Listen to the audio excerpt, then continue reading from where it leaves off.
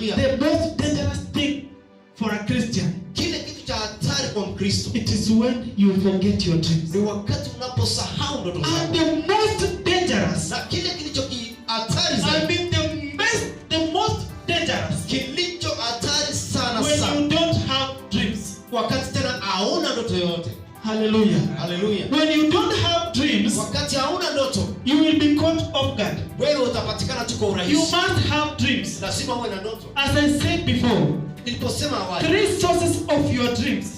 chimbuko tatu ama It mwanzo is tatu ya from, it ndoto is from what happened, ni kwa kile kilichofanyika, what is happening, kinachotendeka, or what will happen. ama kitakachokuja So it tena. means if you don't dream of what happened, Inamaanisha kama hujaota kilichofanyika where you were at work, wakati ulipokuwa kazini, what you went through the day, uliopitia, you must want to see what is happening. lazima uone kinachotendeka. And if you don't see what is happening, Na kama hauoni you must inachotendeka, see what will happen. lazima tena uone itakachotendeka. Hallelujah. Hallelujah. Praise the living God. Bwana asifiwe. You must have dreams. Lazima uwe na ndoto. You must have dreams as a Christian Lazima kama Mkristo uwe na ndoto. for you to live an effective life. An effective life. Ndio uishi maisha ya maana. Because if you don't have dreams, Kwa kuwa usipokuwa na you ndoto, are in a danger. uko kwenye hatari. God warns his servants Mungu anawaonya watumishi wake according to their understanding. kulingana na kuelewa And kwao, according to our understanding, the normal understanding, na kulingana na tu kuelewa kwetu kwa kawaida, it is through dreams. ni kupitia ndoto. Hallelujah. Hallelujah. So you must ask your children what they saw in the night. Lazima waulize hata wanao walichokiona usiku. You must ask your wife, what did you see, or your husband, what did you see? Utamuuliza mumeo au mkeo, ni nini ulichokiona? Tell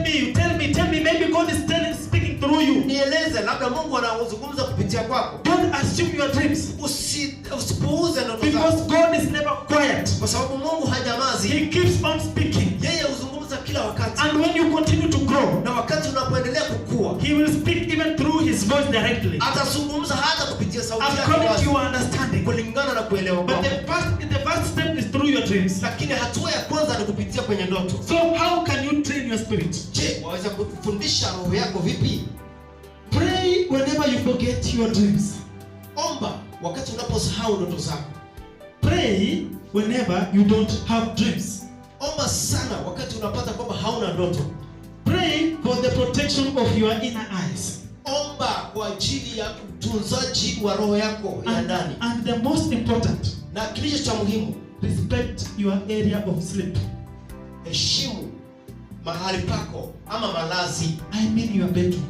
Na maanisha kwenye chumba chako cha You ndani. may find some people don't arrange even their bedrooms. Utapata watu wengine hata vyumba vyao vya ndani hawapangi. The Holy Spirit of God is holy.